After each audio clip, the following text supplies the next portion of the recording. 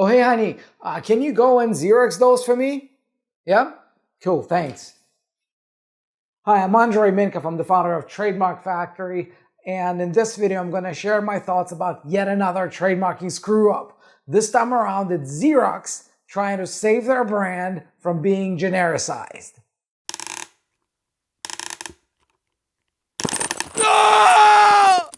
Alright, let me start by reading from the article, and you can always find the link in the description below. Xerox Corp warns Filipinos. Xerox is a trademark brand, not a verb. Not enough people know that the word Xerox is actually a brand name and not a verb that is a synonym of photocopying. Fuji Xerox Corporation, which builds and sells xerographic technology in the world, reminded the public that its name Xerox is a registered and trademarked brand name and not a common noun. A Reddit user made a screenshot of it and shared it on a subreddit, Philippines, on September 19th. It prompted discussions on how brand names become generic or household nouns over time due to everyday usage. Alright, so here's the notice. Notice Xerox. It's not just another word for copy. Xerox is a registered trademark protected by law. Xerox is a globally recognized registered trademark, and its unauthorized use without permission of the trademark holder, whether as a trademark or a trade name, or as part of a trademark or trade name, is expressly forbidden by law. As a registered trademark, Xerox is also not a verb or common noun and should therefore not be used to describe copying or copy services in general. So please don't use the word Xerox as another word for copy. Fuji Xerox Company, and they got the address. All right, so Xerox notice was published in the classified ads section of a newspaper, and is just a quote. We already said that. The word has been a part of everyday or vernacular language to describe the act of copying or using the Xerox machine for years. In Filipino, the term was just spelled as seroks, but it basically refers to the same. Such was raised by users in the comments section and said that the company's reminder is years too late. So you can go check out the article or the actual Reddit for the comments. Some noted on other foreign brand names such as Dairy Cream, Downy, Coke, and Pampers that Filipinos use to refer to the products themselves. But Mirriam-Webster has already identified Xerox as a verb, which means to copy on a xerographic copier, and as a trademark noun to describe the xerographic copier.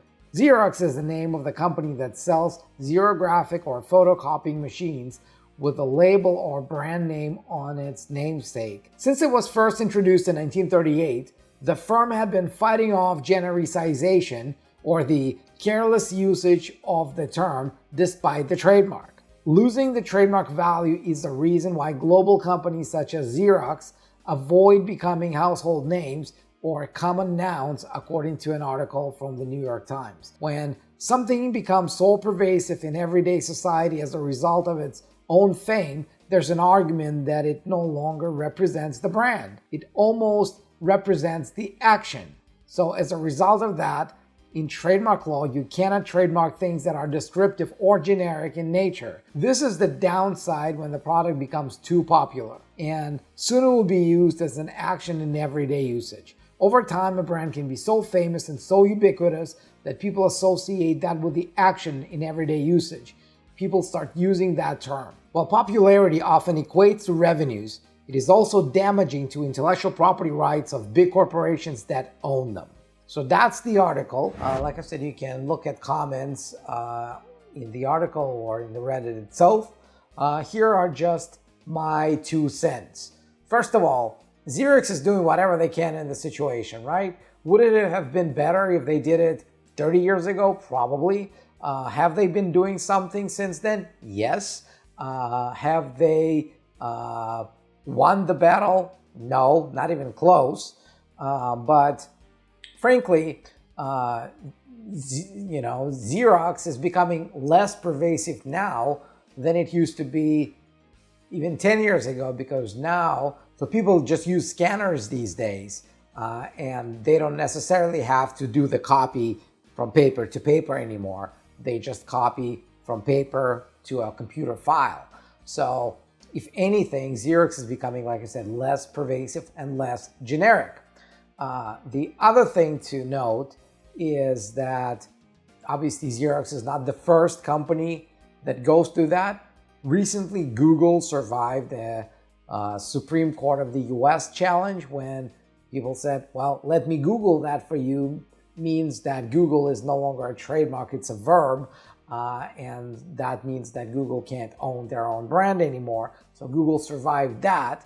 But there have been many companies out there that didn't, like Linoleum or Escalator are probably prime examples. There are fights around aspirin, there are fights around Kleenex, there are fights around many other brands. And really the decision is different in different countries. I'm not going to go through the whole list, of course. But so let's go back to Xerox. Is it true that the public recognizes Xerox as the verb more than necessarily a particular brand? Maybe. But the one thing that Xerox can still hang on to is the fact that no other manufacturer calls their copiers Xerox. And they've been pretty adamant about stopping others from offering their services as Xerox. So let's say you're a small shop, a printing shop, you do photocopying. Xerox has been pretty serious about making sure that you don't call yourself Xerox or Zero Copy or anything like that.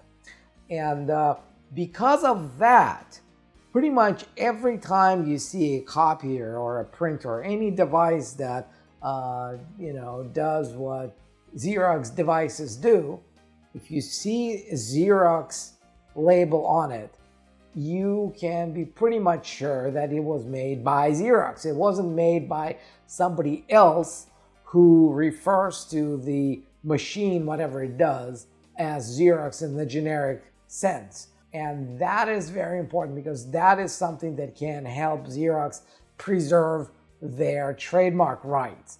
So again, the public may be treating the brand as generic, the word as generic, but trademarks are not designed to protect common words.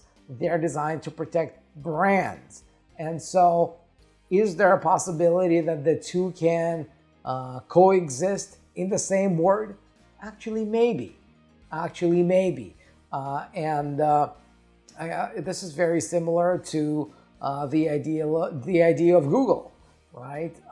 Even though people say, well, let me Google that for you, and often they may use a different search engine for it. But the whole idea is that nobody expects a online search that's labeled Google to come from anybody other than Google. So similarly here, because nobody expects a device that's labeled as Xerox to be anything but Xerox, they might be able to survive that, even though everybody is going to keep mocking them for the notice. But again, Xerox really doesn't have too many choices here. They either let it die or they fight. They fight to preserve the brand. Maybe they're not going to preserve it forever, but even if they preserve it for a few more years, for a few more decades, that ownership of the brand, of the goodwill, is important enough for them to do whatever it takes, maybe even at the expense of looking silly to some people on Reddit. So, and look, this is the case when I would support Xerox because they've built something amazing. They've become so popular that so many people use their products. As the article mentions, they became ubiquitous.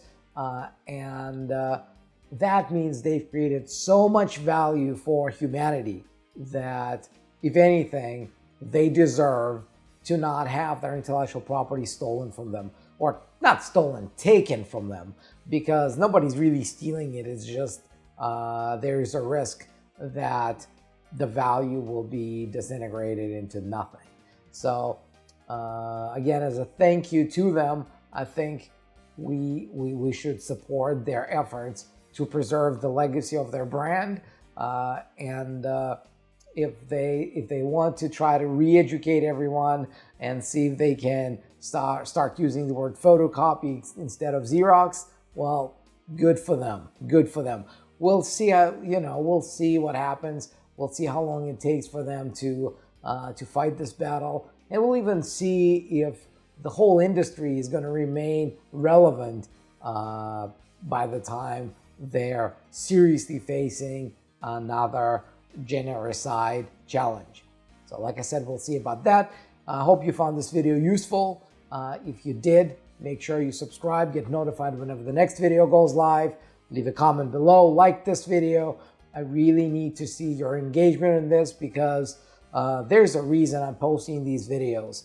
I want to share this stuff with you, and I want to make sure that what I'm sharing with you lands. I want to make sure that you enjoy these videos, that you find them useful, you find them helpful, you find them interesting. So by looking at your engagement, I can better gauge which type of videos you want to watch. So like I said, post your comments below, like and subscribe. And if you've got a brand that you want to protect, go to trademarkfactory.com and book your free call with one of our strategy advisors. They'll help you get started, and you'll get a certificate of registration of your trademark after the whole process is over, right? After the months and months and months of us helping you protect your brand, in the end of the day, you will get a real framed trademark registration certificate, not some lousy Xerox copy of it, right?